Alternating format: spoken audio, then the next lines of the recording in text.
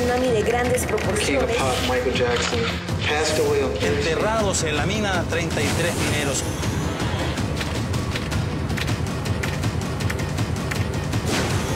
Club de Prensa. Saludo a mis invitados el día de hoy. En primer término, Leopoldo Martínez, del Centro para la Democracia y el Desarrollo en las Américas, venezolano de nacionalidad. Gracias por estar aquí. Gracias, Juan Carlos. Y en segundo término, José Díaz Briceño, corresponsal de Reforma de México. Gracias por estar aquí. Gracias, Juan Carlos. Gracias. Bueno, la noticia sin duda en el hemisferio tiene que ver con Venezuela. Ayer hubo elecciones primarias para escoger el candidato de la oposición que se enfrentará al presidente Hugo Chávez en las elecciones presidenciales del 7 de octubre y venció por un poco más del 60% de los votos Enrique Capriles Radonsky. Era más o menos lo que decían las encuestas y todos los otros precandidatos o candidatos de la oposición adhirieron a Capriles en eso que se llama la Mesa de Unidad Democrática. Yo creo en primer lugar, Leopoldo, que hay que destacar la alta participación, ¿no es cierto? Es correcto. Mira, fue una elección en donde participaron 3 millones de venezolanos, redondeando números. Y el gobierno hizo muchísimos esfuerzos por nuevamente mandar este mensaje de intimidación, de neutralizar a las audiencias electorales en el país con el uso indiscriminado de recursos, de programas, de listas en las cuales la gente se tenía que anotar expresando fidelidad con el gobierno para poder recibir determinados beneficios y determinados incentivos que se han estado repartiendo en los últimos meses para los sectores más populares. Y sin embargo, esto alcanzó a 3 millones. Importante también destacar que el Partido Socialista Unido de Venezuela, el partido del presidente, realizó unas elecciones primarias hace un par de años para escoger candidatos a sus elecciones regionales y parlamentarias. Y en aquel momento el partido oficialista solamente alcanzó una movilización de 1 millón de electores, o sea que la movilización en este proceso interno de la oposición triplica la que hace poco tiempo el gobierno logró en sus elecciones internas, en sus primarias. Claro, tenemos las imágenes de la primera página del diario El Nacional de Caracas, la primera página del día de hoy. ¿Cuál es el análisis de José Díaz Briceño sobre este asunto? No, pues yo creo que con lo que mencionan es muy interesante el entusiasmo, viendo que pues la economía y sobre todo el crimen, particularmente en Caracas, pueden jugar un papel muy interesante en la elección y va a ser muy decisivo porque decía un analista en una publicación estadounidense de Wall Street Journal que no ha habido un momento más débil del presidente Chávez y el entusiasmo que muestra la oposición para competir con él en las elecciones pues será muy decisivo. Ahora, platicábamos justo antes de entrar al aire que el tema va a ser la observación de los comicios de noviembre, o de octubre, perdón, ¿verdad? De octubre. Va a ser muy importante debido a que pues todas las marrullerías, la presión sobre el votante, pues hasta la orden del día. Ayer mismo una publicación estadounidense hablaba de presiones para que personal de la empresa petrolera PDVSA no pudiera votar en las primarias. Entonces habrá una elección observada desde fuera. El presidente parece que no ha decidido dar la bienvenida a una misión de observación. Entonces, bueno, veamos si eso ocurre en los meses que vienen. Adelante. La oposición incluso intentó que la observación electoral, en toda su extensión técnica, con toda la dimensión jurídica que implica una observación internacional formal, es decir, con un despliegue importante de gente por el territorio del país, comenzara con las primarias. Y se le solicitó al Consejo Nacional Electoral que invitara a la Organización de Estados Americanos a propósito del 10º aniversario de la Carta Interamericana Democrática. El gobierno no invitó a la OEA y por tanto hubo muchos invitados internacionales que asistieron a solicitud de la oposición, pero no se trata de tener invitados, sería importante para la democracia venezolana, importante para el hemisferio e importante en el 10º aniversario de la Carta Interamericana Democrática que en Venezuela exista una observación electoral en forma, una observación electoral que garantice la transparencia de los resultados.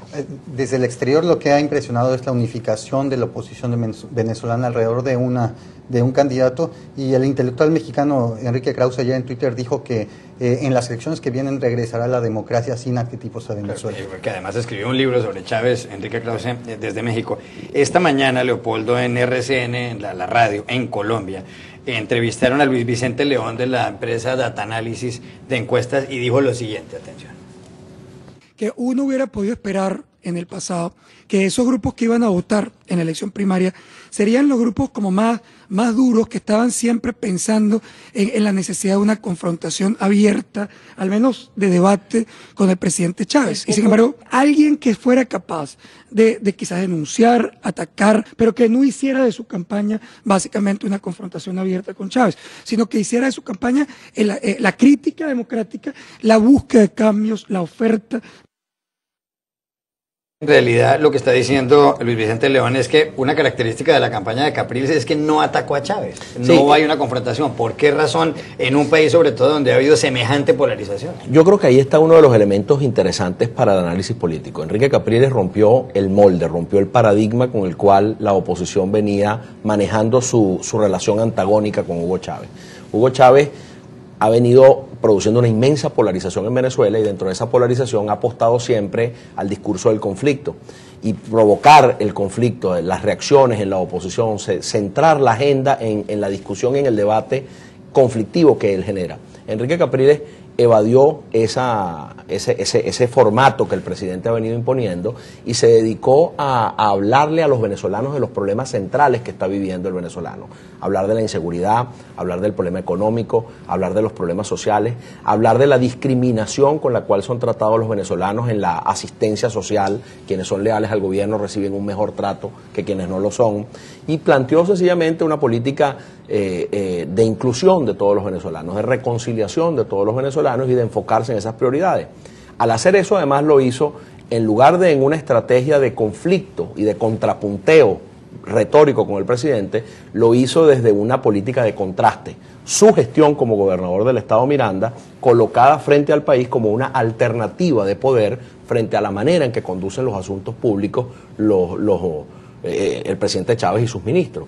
Y entonces, en ese contraste entre una gestión que además ha sido saboteada, a la cual se le niegan los recursos que fiscal y constitucionalmente le corresponden, él pudo mostrar resultados, por ejemplo, en el ámbito de la lucha contra la pobreza a través de programas nutricionales, resultados en el área de vivienda, inversión en educación, construcción de nuevas plantas escolares, escolarización de los sectores más populares del país en su estado, lucha contra el problema de la inseguridad, no solamente desde la perspectiva represiva, sino desde toda la dimensión social del problema de la inseguridad. Y a su vez, una propuesta de reconciliación. Enrique Capriles llegó a la gobernación del estado Miranda derrotando al número 2 del régimen político de Hugo Chávez. Diosdado Cabello era el gobernador de Miranda cuando Enrique Capriles lo derrota en unas elecciones. Sin embargo, no pudieron evitar el triunfo de Enrique, y Enrique llega a la gobernación y no despide a nadie, no inicia un proceso de venganzas y de luchas políticas internas en la gobernación, sino que se sienta a trabajar con la gente, se sienta a trabajar con su estado y logra resultados. Hay otras declaraciones de Luis Vicente León, a RCN, la radio de Colombia, el director de Data Análisis, sobre lo que ocurrió ayer en Venezuela. Óiganlas. Lo que mostraron básicamente es que las propuestas radicales que estuvieron en manos de María Corina, de Diego Arria y de Pablo Medina, en encuestas no sumaban 5%, y eso fue lo que ocurrió desde el punto de vista del resultado de anoche. José, en realidad entonces las propuestas radicales no funcionan. Los que eran radicales dentro de los precandidatos de la oposición, a ellos no les fue bien. Mira, yo lo que pienso es que para alguien que ve desde fuera las elecciones, uno ve que pues el esquema político se unió alrededor de un candidato, de partidos con ideas completamente pues opuestas en algunos sentidos, pero creo que lo que sí tienen en concreto como objetivo es que el restablecimiento de un orden democrático regular es lo crucial para cualquier candidato que llegue a gobernar. Y ese va a ser un gran desafío, el establecer la democracia, pero es muy importante, haciéndole seguimiento a lo que dijo Luis Vicente. En Venezuela el electorado estaba muy polarizado en dos extremos, un 30 y tanto por ciento muy duro con el gobierno, un 30 y tanto por ciento muy duro con la oposición, pero el elector clave es el elector neutral, el elector niní. O sea, las elecciones se ganarán en el centro. En el centro. Y Enrique Capriles, en lugar de apostar a movilizar el elector radical, el más comprometido de la oposición en la primaria, que ha podido ser una apuesta, ganar primero la primaria y luego pensar en el discurso nacional, ensayó un discurso dirigido al centro desde el principio.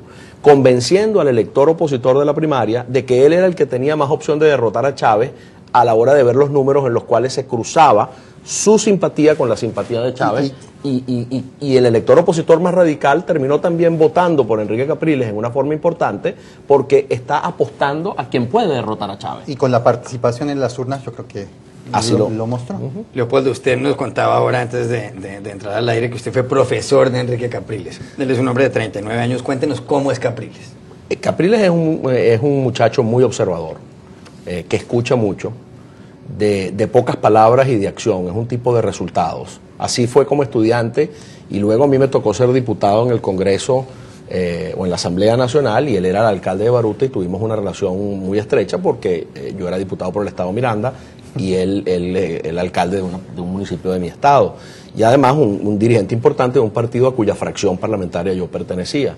Y siempre he admirado mucho su estilo, su manera de trabajar. Es una persona que, como te digo, observa, escucha, se rodea muy bien, tiene un excelente equipo de gerentes públicos jóvenes alrededor de él, y ha tenido en su gestión como alcalde de Baruta y en su gestión como gobernador de Miranda algo que ya se sentía en el diálogo profesores-alumnos en las aulas de clase, una profunda vocación por asumir el problema social del país sin complejos, porque Chávez pareciera haber querido sembrar en el país y en el mundo la idea de que él es el único venezolano que se ocupa de los pobres, que él es el único venezolano que realmente le interesa la suerte de los venezolanos más necesitados. Y ha dejado a la oposición, o ha pretendido caracterizar a la oposición como un sector privilegiado, que le interesan más temas que no son del dominio del ciudadano común. Enrique se metió en esa agenda desde el principio, se metió en la agenda de lo social, en la agenda de empoderar al ciudadano, en la agenda de lograr mayores condiciones de justicia social. Y a mí, que me tocaba en aquella época verlo como estudiante de Derecho Tributario, de Finanzas Públicas, sí, pues lo sentía ya transitando por esas ideas, ¿no? O sea, que es una lo voy a experiencia invitar otro día para que nos hable más de Capriles. Un apunte sobre otro tema que debe hacer José en 30 segundos. Ayer el Parlamento griego aprobó por una votación mayoritaria de los 300 escaños que tiene el plan de ajuste, un plan durísimo porque supone la rebaja del salario mínimo en un 22%, el despido de 15.000 funcionarios este año, y la gente se echó a las calles. Hubo 150 tiendas saqueadas ayer. Complicado este asunto para Grecia. Sí, así es, y lo más grave del asunto es que pareciera que los ajustes no pararán con mañana. Hay todavía una propuesta para sacar quizá a Grecia de la Unión Europea, y eso pudiera ser pues el dominó final para terminar con este contagio de la crisis Europa. Yo creo que sí es muy grave. En México, en América Latina, pasamos por crisis muy graves, recorte de nuestros ingresos de 30%. Es decididamente algo que enfurece a las personas. Ahora, cómo transmitir a la gente que se gastó más de lo debido es una cosa que ahorita no es fácil de explicar. Y el problema, quisiera agregar un comentario, el problema de esto es imaginar cuál es el verdadero futuro, la verdadera salida de la zona euro, porque parece difícil sostener una unidad monetaria sin una unidad fiscal, sin una unidad financiera, y pareciera que Europa va a tener que avanzar en un camino de reformas que no solamente tocan a los países que han originado la crisis, en este caso Grecia, sino de reformas más profundas y más complejas en lo estructural de cómo funciona el sistema europeo. La dominancia alemana sobre Europa. Exactamente. Club de Prensa.